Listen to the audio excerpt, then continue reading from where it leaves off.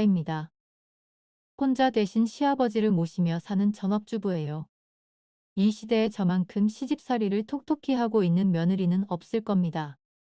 보통 시집살이 하면 못된 시어머니 등살에 힘들어하는 건데 저희 시어머니는 제가 결혼하고 첫 애를 낳을 무렵에 돌아가셨어요.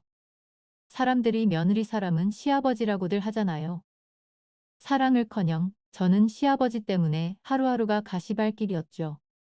오히려 시어머니가 살아계셨다면 이 고생을 좀 덜 했을 텐데 할 정도예요. 시어머니는 제가 결혼하기 전부터 많이 아프셨어요.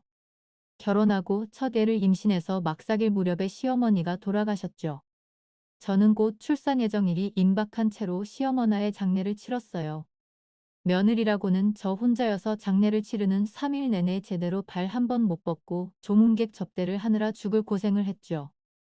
시어머니 발인 날 장지에 가서 시어머니 하관을 하는데 배가 너무 아팠어요. 병원에서 의사 선생님이 알려준 출산 예정일은 3주 후였는데 장례를 치르느라 고생을 너무 해서 그런지 아기가 좀 서둘러 나오려고 하는 것 같더라고요. 장지에서 양수가 터지고 급기야 앰뷸런스를 불리서 산부인과 병원에 갔죠. 그렇게 첫 아이를 낳았습니다. 첫 아이는 딸이었어요. 큰딸아 이의 생일은 할머니의 제삿날 일을 뒤가 된 거죠. 시어머니 발인 때 참석했던 시댁 친척분들은 제가 출산을 한 병원으로 우르르 오셨습니다. 그러면서 하는 말이 갓난아이를 보고 아무래도 할머니가 환생을 한 건지 모른다. 아무리 봐도 할머니랑 쏙 빼닮았다. 그런 말들을 했죠. 무슨 티베트의 달라이라마도 아하고 갓 태어난 아이한테 할머니 귀신이 불었다는 소리처럼 들려서 무척 어났어요. 그런데 시아버지는 저보다 더 언짢아 하시더라고요. 시아버지가 그리시는 건 아들이 아니라 딸이어서 그랬던 거였죠. 주변 친척들은 첫 딸은 살림 미천이다. 아들이야 다음에 남으면 된다 위로했지만 시아버지는 손녀딸을 보시고 도 썩 기분이 좋지 않아 하셨어요. 남편은 3대 독자예요. 시아버지는 아주 골수 유교를 따르시는 분인데 아들 귀한 집에서 대를 이을 아들을 남지 않고 딸을 남이니까 기분이 좋지 않으셨던 거죠. 그래도 그때만 해도 시아버지의 태도는 지금에 비하면 매우 순한 편이었어요. 친척들 말대로 앞으로 아들을 낳을 수 있다는 기대가 있었을 어머니 장례를 치르고 우리 부부는 신혼집을 정리해 시아버지가 사시는 집으로 살림을 합쳤어요. 시어머니도 돌아가시고 혼자 대신 시아버지를 모셔야 했거든요. 저는 그때 다니던 직장도 정리했습니다. 아이 키우라, 시아버지 건사하라, 도저히 직장을 다닐 수 없겠더라고요. 시아버지는 원래 제가 직장을 다니는 것도 탐탁치 않아 하셨어요. 여자가 시집을 오면 남편 건사 잘하고 시댁 어른들 보필 잘하면서 아들 남아서 키워야 한다는 생각을 갖고 계셨거든요. 저는 그때부터 본격적으로 가정주부가 됐습니다. 저는 친정이 없어요. 아버지는 제가 초등학교 다닐 때 돌아가시고 어머니랑 단 둘이 살았는데 어머니도 제가 대학 졸업하고 막 사회생활들을 시작할 무렵에 돌아가셨거든요. 취직을 해서 월급을 타고 엄마 호강을 시켜주고 싶었는데 제대로 효도도 못하고 엄마를 보내야 했죠. 시아버지는 제가 남편하고 결혼하는 걸 탐탁치 않아 하셨어요. 제가 천의 고아에다가 가난한 집딸이라는 이유 때문이었죠. 그래도 시아버지가 저희 부부의 결혼을 마냥 반대만 할 수 없었던 건 시어머니가 아프셨기 때문이에요. 결혼 전에 이미 말기 암 판정을 받으셔서 살아생전에 아들 결혼을 보시겠다고 했거든요. 시아버지, 마음에 드는 며느리감 새로 구해서 경혼을 시킬 시간적 여유가 없었던 거였죠. 그렇게 결혼을 약속하고 결혼식 준비를 하면서 저는 시어머니 병수발을 들었습니다. 직장에서 퇴근하면 거의 매일 시어머니가 입원해 계신 병원을 갔었죠. 결혼식 준비도 주말에 잠깐 짬을 내 준비했어요. 시댁에는 시어머니 말고 여자가 한 명도 없습니다. 남편도 3대 독자여서 그런지 어려서부터 받는 것에만 익숙해 자기 어머니 병수발 드는 것도 어려워하더라고요. 당연히 시아버지도 부인 병수발을 못 들었어요. 결혼을 하고 나서도 직장 다니라 시어머니 간병을 하라 너무 고돼서 아이 갖는 건 미루려고 했습니다. 그런데 시아버지는 아이 갖는 걸절대로 미루면 안 된다고 하시더라고요. 남편도 아버지의 뜻을 꺾을 수 없으니까 좀 힘들더라도 아이가 생기는 대로 남자고 했죠. 그래서 우리 부부는 신혼여행 때부터 무조건 피임도 없이 잠자리를 가졌어요. 아프신 시어머니도 당신 죽기 전에 하나뿐인 아들 결혼하는 것 같고 손자만 보면 여한이 없겠다고 하니까 저도 어쩔 수 없이 그 뜻을 따를 수밖에 없었죠. 다행히 결혼하고 몇 달 지나지 않아서 임신이 됐어요. 결혼하고 제가 시댁 식구들한테 귀여움을 받은 건 그때가 처음이자 마지막이었습니다. 임신을 했다고 하니까 시아버지도 병원에 올 필요 없이 무리하지 말고 집에서 푹 쉬라고 하더라고요. 어찌나 저를 떠받들어 주시던지 제가 조금이라도 무거운 거 들려고 하면 시아버지는 거의 뛰다시피 저한테 다가와서 제가 들려는 물건을 손에서 빼앗았어요. 애 가진 여자가 무거운 들면 못 써. 그렇게 식사 대접을 받는 것도 잠시. 배가 나오고 어느 정도 임신 안정기가 되자 시어머니 간병하는 건제 몫이 되었습니다. 게다가 돈 주고 쓴 간병인이 없을 때 시어머니 기저귀를 갈아야 하는데 그걸 아들이 할 수도 없고 시아버지는 남편이라서 할 수도 있을 텐데 시아버지는 도무지 그런 일을 하려 하지 않았어요. 처세라 그런지 저는 입덧이 심했는데 시어머니 기저귀를 갈면서 얼마나 고생을 했던지 지금도 그때 고생한 거 생각하면 정말 서러움이 북벙쳐 오릅니다. 그렇게 시어머니는 제가 시집와서 1년 정도 더 사시다 돌아가셨어요. 저희 시아버지는 재산이 꽤 많습니다. 상가 건물도 한 채 갖고 계셔서 거기서 나오는 임대료로 생활을 하시죠. 그런데 그 임대료가 제 남편 월급의 몇 배예요. 제가 맞벌이를 할 때도 남편하고 함께 버는 것보다 훨씬 더 많았죠. 제가 애 낳고 직장을 그만둘 때 쟤는 처음에 계속 직장을 다니려고 했어요. 그런데 시아버지는 당장 직장 때려 치우라고 하시더라고요. 그래서 요즘 세상에 외벌이로는 살기 힘들다. 애 낳으면 돈 들어갈 때가 많아질 텐데 애 아빠 혼자 벌어서는 감당할 수 없다. 그렇게 말씀을 드렸죠. 그랬더니 시아버지는 부족한 만큼 당신께서 저희 부부에게 생활비를 주시겠다고 하시더라고요. 그 말을 들으니까 저도 그래, 아득바득 직장 다녀서 뭐 하냐. 어차피 여자들한테는 유리천장인데 회사에서 임원을 달 것도 아니고 하는 생각이 들었죠. 그래서 집안 살림을 하면서 드는 생활비는 전부 시아버지께 다 썼습니다. 시아버지 살고 계신 집도 서울의 100여 평 마당 딸린 주택이에요. 나중에 그 동네 재개발이라도 되게 되면 수십억 원 가치가 될 겁니다. 그런데도 시아버지는 완전히 구두쇠예요. 저한테 생활비를 주시는 것도 한 달에 얼마 딱 주시는 게 아니라 생활비 쓸 때를 일일이 보고 해야 그에 딱 맞춰서 현금으로 주셨죠. 장 보러 가서도 물건 사고 무조건 영수증 얻어야 하고 손녀딸 유아용품 살 때도 일일이 말씀을 드려야 돈을 주셨습니다. 유일하게 고정적으로 주시는 돈이라면 제 용돈으로 쓰라는 돈이었어요. 그런데 그 돈이 충분하지 않아 부족했죠. 시아버지는 며느리가 용돈 쓸 일이 거의 없다고 생각하셨어요. 밥 먹고 잠자고 돈 쓸 데가 없다고 생각하시는 거죠. 용돈이란 게 그저 장 보러 나갈 때 교통비 정도 쓰면 다일 거라 여기시더라고요. 아무리 제가 애 엄마라고 해도 여자인데 옷도 사 입어야 하고 화장품도 사서 발라야 하잖아요. 가끔 친구를 만나서 외식도 해야 하고요. 그렇다고 시아버지한테 화장품 사야 한다. 못 사야 한다. 친구들 만나서 돈 써야 한다.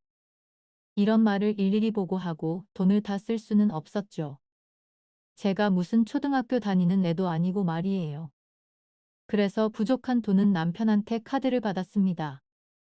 남편도 시아버지에게 생활비를 따로 드리지 않는 대신 저한테 주는 셈치고 월급에서 일정 부분 빼어서 저한테 줬어요. 남편이 자기 아버지 닮아서 구두쇠 노릇을 했으면 저는 숨 막혀서 도저히 살 수 없었을 겁니다. 남편 말 들어보니까 시아버지는 젊었을 때부터 지독한 구두쇠였다고 하더라고요. 돌아가신 시어머니도 그것 때문에 고생을 많이 하셨다고 했죠.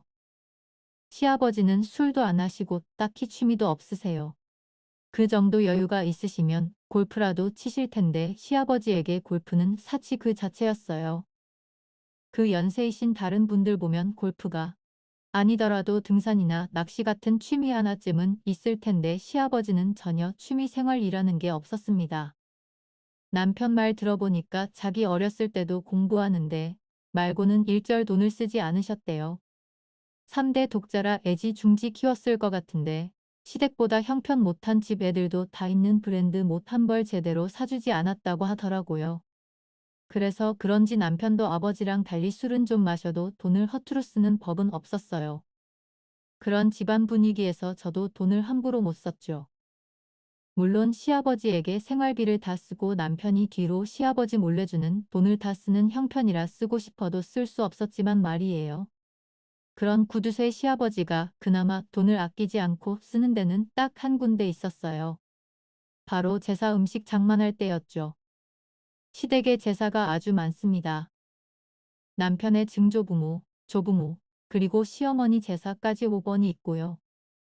거기에 명절 2번까지 총 7번 제사상을 차려야 해요. 제사상 차릴 음식 장만하려고 장을 볼 때는 시아버지는 아무리 비싼 식재료를 사더라도 뭐라고 하지 않으셨습니다. 쇠고기도 무조건 최고 등급한으로 사고 조기도 한 마리에 몇 만원씩 하는 걸 사셨죠. 그래서인지 평소에도 먹는 거에는 돈을 아끼지 않으세요. 해산물을 좋아하시는데 회를 뜨더라도 양식 광어나 우럭 같은 건 쳐다도 안 보시죠. 무조건 자연산으로 만드세요. 광어회를 먹으려고 수산시장에 가면 양식 광어는 1kg에 2만 원 정도면 사거든요. 그런데 자연산 광어는 보통 크기가 3kg 넘고 가격도 15만 원 이상이에요. 양식보다 서너 배는 넘는 가격이죠. 저는 시집 와서 생전 처음으로 굴비 한 마리에 5만 원이나 하는 걸 먹어봤어요. 전복을 유난히 좋아하시는데 그것도 양식은 거들떠도 안 보시고 무조건 서너 배는 비싼 자연산 전복만 드시죠. 아무른 1년에 번 제사를 지내야 하는데 제사 때다 시고모님들 가족까지 다 와서 20명이 넘는 손님들을 대접해야 했습니다. 시집 오기 전에는 아빠 기일 때 아빠가 생전에 하셨던 거 두세 가지 만들어서 엄마랑 조촐하게 제사를 지냈어요. 시댁은 제사를 아주 제대로 격식에 맞춰 지내더라고요. 처음에 시집 오고 몇 해까지는 시아버지가 제사 지낼 때 간섭하는 걸 그저 제가 잘 모르니까 가르쳐 주시나 보다 했어요. 그런데 서당 계도 3년이면 풍어를 읊는데 저도 3년이면 제사상을 21번이나 차려본 거잖아요. 매번 반복되는 거라 제가 무슨 장구도 아니고 나름대로 익숙해져서 스스로 알아서 차릴 수 있거든요. 하지만 시아버지는 지금도 제사 때마다 일일이 간섭을 합니다. 저는 이렇게 제라 상을 차릴 때도 홍동백서가 어쩌저쩌고 조유리 씨가 어쩌고저쩌고 정말 매번 속에서 우라통이 치밀었죠. 그렇게 참견하실 거면 아버님이 직접 차리세요라고 소리치면서 제 사상을 확 뒤집어 엎고 싶은 마음이 굴뚝같이 들었어요. 정말 제사 한번 치르고 나면 황병이 날 지경이었죠. 게다가 제사 준비할 때 집안의 여자가 저 혼자입니다.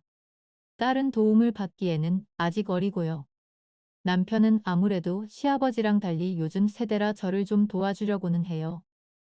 그런데 시아버지는 사내가 부엌일을 하면 큰일 난다며 부엌에 얼씬도 못하게 하셨습니다. 저는 시아버지 성화 때문에 남편이 뭘 도와주려고 해도 그냥 됐다고 부엌에서 내보내기 일쑤였죠. 그렇게 시집살이를 하는 중에 둘째를 갖게 됐어요. 시아버지는 이번에는 아들이겠지 하시며 잔뜩 기대를 하셨습니다. 하지만 둘째도 딸을 낳았고 시아버지는 첫째 때보다 더 낙담을 하셨죠. 저는 둘째를 낳으면서 임신 중독이 하도 심해 아이를 그만 낳으려고 했어요. 요즘 세상에 하나 남는 것도 대단한 일인데 둘까지 남았으면 할 만큼 한 거 아니겠어요. 하지만 시아버지에게는 씨알도 안 먹힐 변명이었죠. 여자가 시집을 왔으면 대를 이들 아들을 낳아야만 한다는 거예요. 그래도 저는 도저히 셋째를 낳을 마음이 안 들었습니다. 그래서 남편하고 상의해 시아버지 몰래 피임들 했죠. 저희 부부가 피임을 해도 시아버지가 어떻게 아시겠나 생각하면서요. 그런데 어느 날 시아버지가 한약을 한 첩 사오시더라고요. 둘째 남고 2년이 지났는데 도 셋째 소식이 없으니까 제 몸에 무슨 문제라도 있는 거 아닌가 해서 용하다는 한의원에 가서 애 잘 갖게 하는 보약을 지어오신 거예요. 몸에 문제가 있는 게 아니라 피임을 한 건데 시아버지는 제가 피임을 할 거라고는 꿈에도 생각하지 못하셨던 거죠. 저는 어쩔 수 없이 그 약을 먹었습니다. 시아버지는 제가 몫이라도 약을 걸을까봐 꼭 당신이 보는 앞에서 약을 먹게 하셨죠. 그뿐만이 아니었어요. 밤이 되면 저희 부부 방 주변에 계시면서 애들아, 이제 부부 구실해야지 이렇게 말씀을 하셨어요. 무슨 옛날 조선시대 때 왕이 충전하고 합궁을 할 때면 문 밖에서 상궁들이 이래라 저래라 잠자리 시중을 드는 것처럼 말해요. 왕이야 아랫 사람이 도와주려고 그런 거니까 별 상관없겠지만 저는 시아버지가 그러고 있으니 얼마나 부담이 됐겠어요. 정말 스트레스가 이만저만이 아니었죠. 낮에 시집살이하는 것도 힘들고 1년에 7번이나 제사 치르는 것도 힘들어 죽겠는데 적어도 부부 침실에서만큼은 눈치 보지 않고 푹 쉬어야 할 거 아니에요. 그런데 시아버지는 아들 남아야 한다고 부부 침실까지 간섭을 하신 겁니다. 저는 시아버지의 그런 행동 때문에 우울증에 걸렸어요. 당연히 임신이 되지도 않았고요. 우울증이 하도 심해서 정신과 병원에 갔는데 의사 선생님이 시댁이 아닌 편한 곳에서 휴식을 가져야 한다고 하더라고요. 남편은 제 상대를 보고 도저히 안 되겠다 싶었는지 회사에 그동안 쓰지 않고 쌓아둔 연차를 다 모아서 한 달간 여행을 가기로 했습니다. 시아버지 건사는 한 달간 가사도우미를 쓰기로 했죠. 시아버지는 무척 못 마땅해 하셨어요. 그래도 정말 그대로 시댁에 있다가는 제가 목을 매 자살을 할 판이었죠. 그래서 한 달간 저희 가족끼리 제주도로 여행을 갔습니다. 그런데 그 여행 기간에 마음이 편해서 그런지 덜컥 셋째를 갖게 됐지 뭐예요. 정말 그대로 이에 있다가는 시아버지는 당신 혼자 두고 저희끼리 여행을 간다고 했을 때는 엄청 싫어하시더니 갔다 와서 제가 셋째를 가졌다고 하니까 엄청 좋아하시더라고요. 하지만 셋째도 아들이 아니라 딸이었죠. 저도 그렇고 시아버지도 절망을 했습니다. 그나마 둘째 손녀까지는 같이 놀아주고 재롱도 예뻐하셨는데 셋째 손녀부터는 거들떠도 안 보시더라고요. 산부인과적으로 문제가 생겨 더 이상 애를 가질 수 없게 됐어요. 시아버지도 제 몸 상태를 알게 되셨죠. 그랬더니 시아버지는 남편한테 다른 여자 얘기를 꺼내셨습니다. 정말 어처구니가 없어 보여. 옛날 갈았으면 시비라도 드렸을 텐데 요즘이라 그럴 수는 없고 저랑 이혼을 하고 아들 낳을 수 있는 여자랑 재혼을 하라는 거예요. 그것도 제가 없는 데서 남편한테 그런 말을 한 게 아니라 저 다 듣는 데서 대놓고 그런 말을 하시더라고요.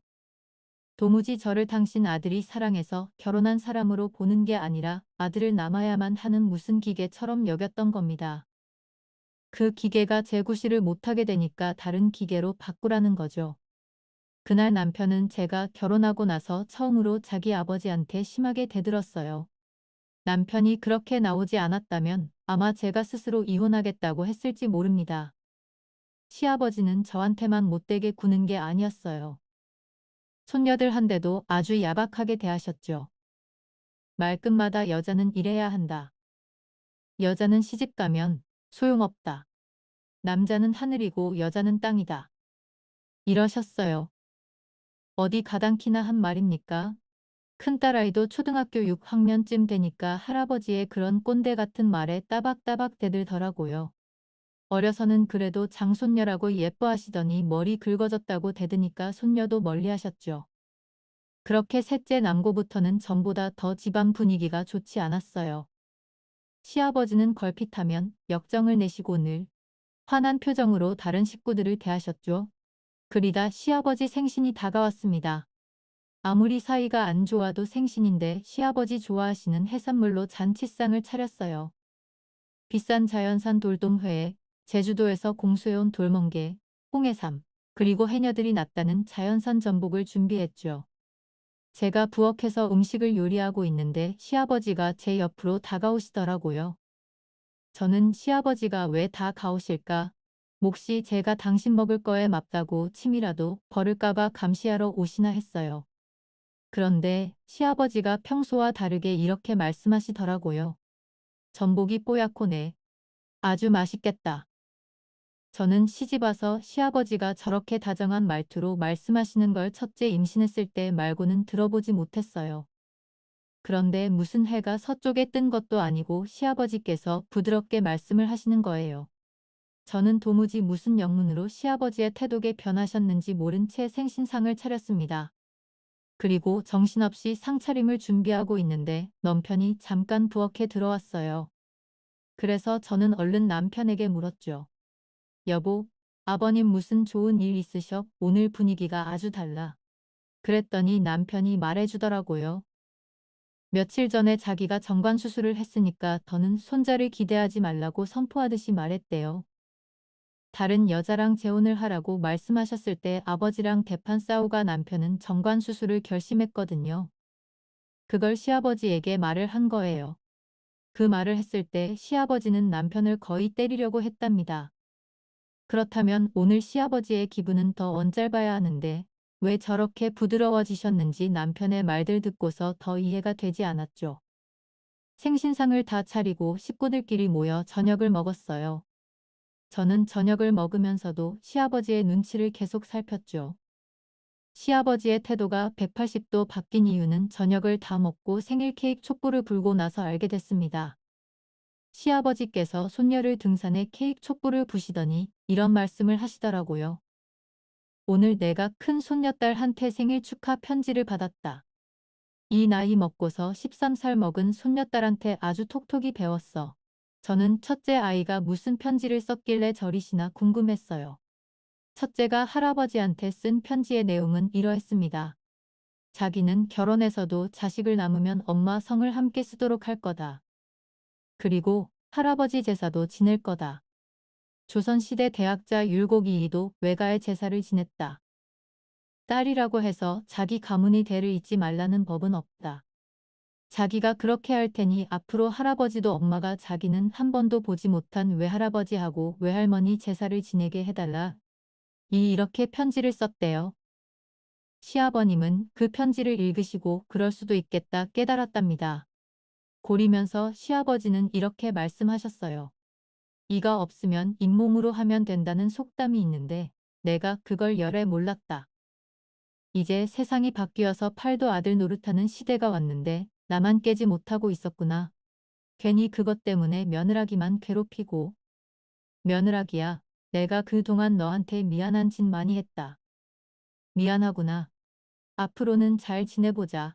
그날 저는 시아버지의 그 말 한마디에 십수년간 시집살이를 하며 고생했던 모든 것들 볶는 녹듯이 모두 녹아내렸습니다. 그날 이후 시아버지께서는 더는 저한테 히스테리를 부리지 않으셨죠. 뭐 한순간에 사람이 완전 돌변할 수 없지만 적어도 아들 못 남는 거로 저한테 타박은 하지 않으셨어요. 훗날 시아버지께서 돌아가시면 저는 시아버지의 제사를 지내드릴 겁니다. 하지만 그런 제사를 제 딸들에게 강요하지는 않을 거예요.